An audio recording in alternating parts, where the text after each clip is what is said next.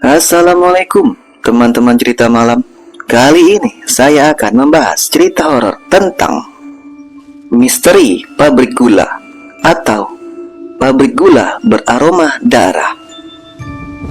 Cerita ini diangkat dari kisah nyata yang beredar di lingkungan pabrik tua peninggalan kolonial di Jawa Timur, yang konon menjadi tempat praktik pesugihan paling gelap dan berdarah dalam sejarah industri gula lokal. Bagaimana cerita selengkapnya? Selamat menyaksikan.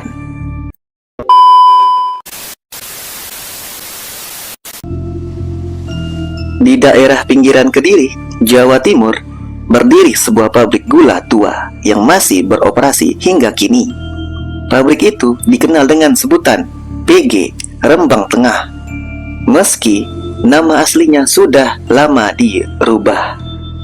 Penduduk sekitar tak berani menyebut namanya secara langsung karena menurut kepercayaan lokal, menyebut nama asli pabrik itu di malam hari bisa mengundang arwah para tumbal yang mati mengenaskan di dalamnya.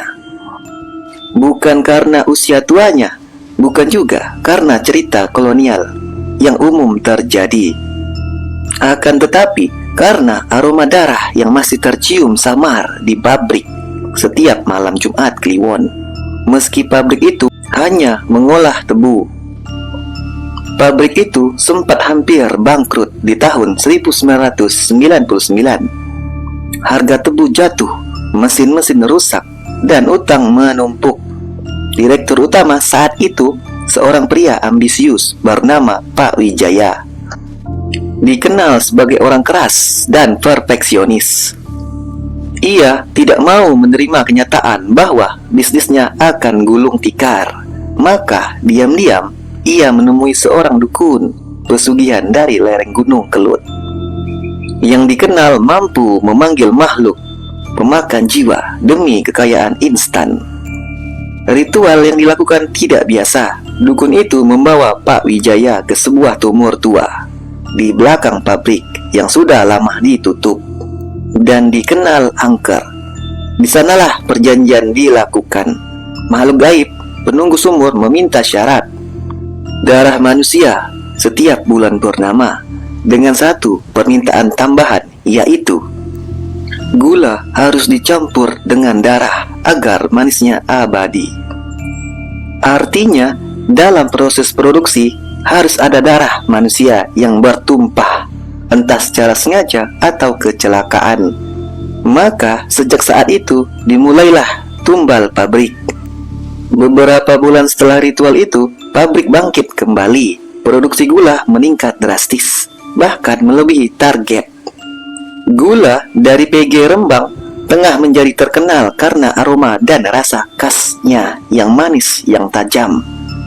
Tapi anehnya, bersamaan dengan itu, serangkaian kecelakaan kerja terus terjadi. Seorang teknisi muda tergiling mesin tebu.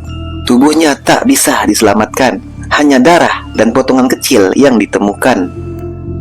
Operator pabrik terjatuh ke dalam tangki perebus. Tubuhnya meleleh bersama gula yang dimasak.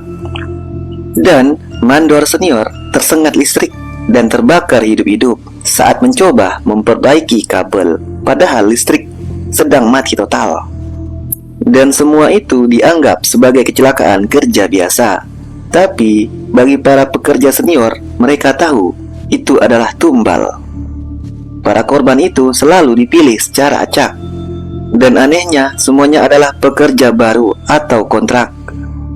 Yang paling menyeramkan adalah cerita tentang ruang pendingin yang berada di gudang belakang. Salah satu pekerja magang bernama Seno mengaku pernah terkunci di dalam ruangan itu selama 2 jam.